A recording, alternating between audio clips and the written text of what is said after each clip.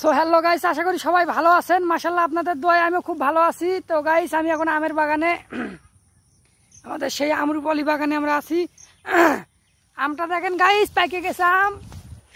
আমের কালার অন্যরকম গাইস, ঠিক আছে, আমের কালারটা অন্যরকম দেখেন।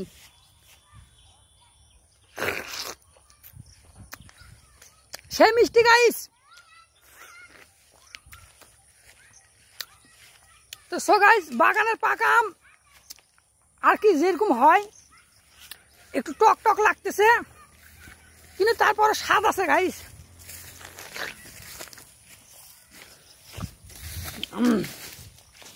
এ আমের নাম টক টক আম গাইস, মানে একটু আম্বল আছে।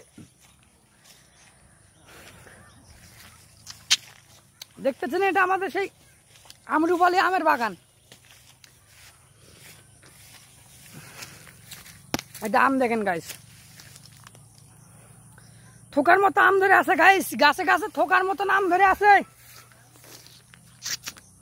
এরকম একটা আম খেলে গাইস ভাত খাওয়া লাগবে না, পেট একেবারে ভরে যাবে। আর আমগুলো এত স্বাদ,